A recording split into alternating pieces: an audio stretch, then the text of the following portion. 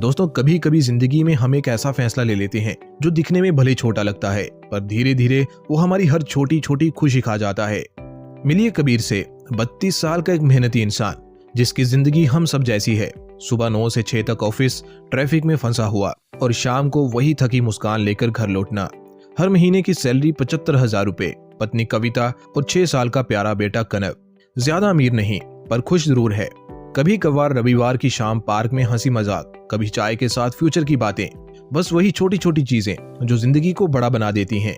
लेकिन एक दिन कबीर ने सपना देखा अपनी खुद की कार लेने का, ताकि बारिश में भीगकर ऑफिस ना पहुंचना पड़े, वीकेंड पर फैमिली घूमने जा सके और सबसे जरूरी किसी इमरजेंसी में किसी पर निर्भर ना रहना पड़े।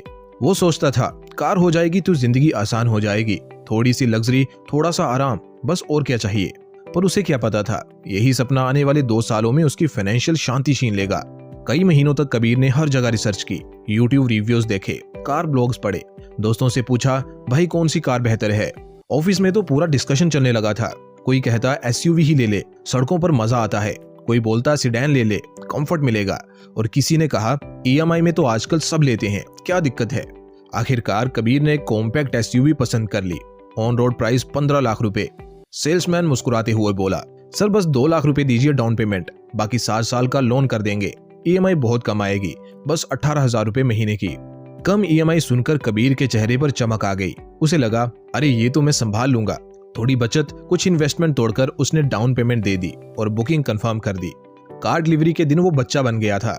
कविता और कनब के साथ जब उसने नई एसयूवी की चाबी ली तो आंखों में गर्व था, होंठों पर मुस्कान थी और दिमाग में बस एक ही सोच, अब जिंदगी अपग्रेड हो गई। पहले कुछ महीने सच में सपनों जैसे थे। वीकेंड ट्रिप्स, लॉन्ग ड्राइव्स, बारिश में रोमांटिक म्यूजिक, ऑफिस में एक नया ही ओरा। वाह कबीर भाई, गाड़ी ले ली, अब तो लाइफ सेट है। हर सुबह नई कार को चमकते देखना वो उसके दिन की सबसे प्यारी शुरुआत बन गई थी।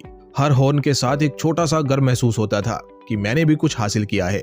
पर कहते हैं ना, सपनों की सबसे बड़ी कीमत तब सामने आती है जब हकीकत के खर्चे शुरू होते हैं। और कुछ ही महीनों में पेट्रोल की बढ़ती कीमतें और सर्विसिंग के बिलों ने उसके कम ईएमआई वाले सपने का असली चेहरा दिखाना शुरू कर दिया। धीरे धीरे कबीर को समझ आने लगा ये सिर्फ एक गाड़ी नहीं थी, वो अब हर महीने की जिम्मेदारी बन चुकी थी।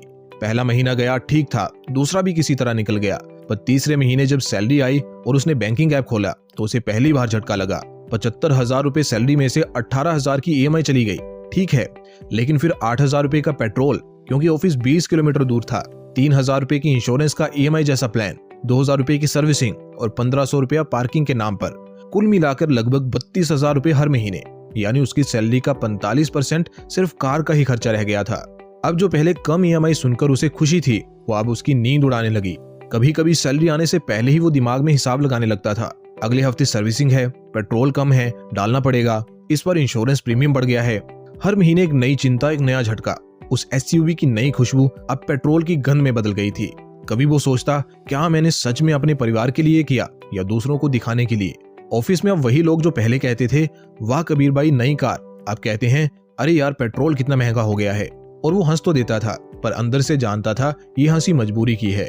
घर पहुंचते पहुंचते वो थक जाता, क्योंकि सिर्फ ऑफिस नहीं, अब तो पैसों की दौड़ भी रोज दौड़नी पड़ती थी। धीरे धीरे छोटी छोटी चीजों में कटौती शुरू हुई। एक बाहर खाना कम, एक मूवी नाइट कैंसिल, और बच्चे का टॉय का वादा अगले महीने के लिए टल गया। अब कार उसके लिए सुविधा नहीं रही, वो एक साइलेंट लायबिलिटी बन चुकी थी। हर बार जब वो कार की चाबी उठाता तो उसे एहसास होता कि ये चाबी सिर्फ गाड़ी की नहीं, बल्कि उसके कर्ज की भी चाबी है। एक दिन कविता ने पूछा, कबीर अगले महीने का म्यूचुअल फंड एसआईपी रुक क्यों गया? वो बोला बस थोड़ा कैश फ्लो टाइट है, 2 महीने बाद फिर से शुरू करूंगा। लेकिन 2 महीने आए और चले भी गए और एसआईपी कभी शुरू नहीं हुई, क्योंकि जब हर महीने का आधा पैसा सिर्फ गाड़ी पर चला जाए तो बाकी के सपने बस पेंडिंग में रह जाते हैं। हर महीने कुछ न कुछ करता जा रहा था, कभी कविता का पार्लर बजट, कभी कनव की ट्यूशन फीस, तो कभी फैमिली आउटिंग। अब वो छोटी छोटी खुशी के पल जो पहले एक थकान भरे हफ्ते के बाद उन्हें रिचार्ज करते थे, धीरे धीरे गायब होने लगे। फिर एक शाम कनव बोला, पापा इस बार मुझे बर्थडे पर साइकिल चाहिए। कबीर ने हंसकर कहा जरूर बेटा, पर जब उसने बैंक बैलेंस देखा तो वो मुस्कुराहट खुद ही मिट गई। उस रात वो देर तक छत पर बैठा सोचता रहा, क्या मैंने सच में अपने परिवार के लिए कुछ बेहतर किया या बस एक चमचमाती गाड़ी लेकर अपना बोझ बढ़ा लिया है। गाड़ी बाहर खड़ी थी, धूल में ढकी हुई। वो कार जो कभी उसकी सबसे बड़ी इच्छा थी, अब उसे अंदर से खाली कर रही थी। कबीर की ये कहानी दोस्तों अकेले की नहीं है। आज भारत में यूं तो केवल 8% लोगों के पास ही कार है, पर हर साल 40 लाख से ज्यादा नई कारें बिक रही हैं, जिसका मतलब है हम सब उस स्टेटस सिंबल की दौड़ में भाग रहे हैं जहां कार जरूरत नहीं इज्जत का पैमाना बन गई है। कोई कहता है मेरे पास भी एसयूवी है, कोई कहता है मैंने तो टॉप मॉडल लिया है, पर अंदर से सब एक ही चीज में फंसे हैं, ईएमआई ट्रैप में। हमने अपनी फाइनेंशियल फ्रीडम गिरवी रख दी है एयरबैग्स और एलॉय व्हील्स के नाम पर। और सबसे खतरनाक बात, लोग इस ट्रैप को नॉर्मल मान चुके हैं। कहते हैं ईएमआई देना तो जिंदगी का हिस्सा है भाई, लेकिन सच्चाई ये है ईएमआई देना जिंदगी का हिस्सा नहीं है, वो जिंदगी की आजादी का अंत है। तो अब सवाल उठता है, क्या कार खरीदना गलत है? बिल्कुल नहीं, गलत है बिना प्लानिंग के खरीदना। यहीं आता है the 15% all in one rule, एक ऐसा सिंपल प्रिंसिपल जो आपकी पूरी फाइनेंशियल लाइफ बदल सकता है। ये कहता है आपकी कार से जुड़े सारे खर्च आपकी मंथली टेक होम सैलरी के 15% से ज्यादा नहीं होने चाहिए। चलो एग्जांपल से समझाता हूँ। मान लो आपकी सैलरी 1 लाख रुपया महीने की है, तो 15,000 रुपए तक का मंथली कार एक्सपेंस ठीक है। अगर उससे ज्यादा जा रहा है तो वो लग्जरी नहीं लायबिलिटी है। कबीर की सैलरी 75,000 रुपए थी, जिसका 15% होता 11,250 रुपए, पर वो हर महीने 32,000 रुपए खर्च कर रहा था, यानी अपनी लिमिट से 3 गुना ज्यादा।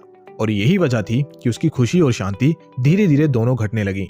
अब कोई पूछे भाई 11,000 रुपए में कौन सी कार आती है, तो जवाब साफ है, अगर आपको यह संभव लग रहा है तो आप अभी कार अफोर्ड नहीं कर सकते। सच्चाई ये है कि अफोर्ड करने का मतलब ईएमआई दे पाना नहीं होता, बल्कि बाकी जिंदगी के खर्च निकालते हुए भी चैन से जी पाना होता है। कभी कभी बेहतर होता है कि आप अभी प्री ओन्ड कार लें या थोड़े साल पब्लिक ट्रांसपोर्ट से ही काम चला लें, बजाय इसके कि अपनी हर खुशी को ईएमआई में बांट दें। क्योंकि याद रखिए, एक सस्ती कार आपको खुश रखेगी, पर महंगी कार आपको कर्जदार बना देगी। कबीर की दूसरी गलती थी लंबा लोन लेना।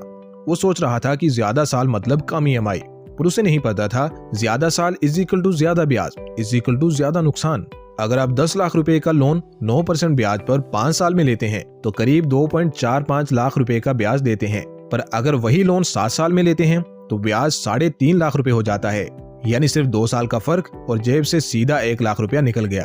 तो याद रखिए, कार लोन हमेशा 4 साल से कम का रखिए, और अगर हो सके बड़ी डाउन पेमेंट कीजिए।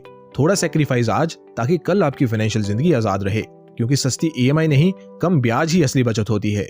कुछ महीनों बाद कबीर ने आखिर वो फैसला लिया जिससे सब बदल गया। उसने एसयूवी बेच दी, 2.5 लाख रुपए का नुकसान हुआ, पर उसने अपना फ्यूचर वापस पा लिया।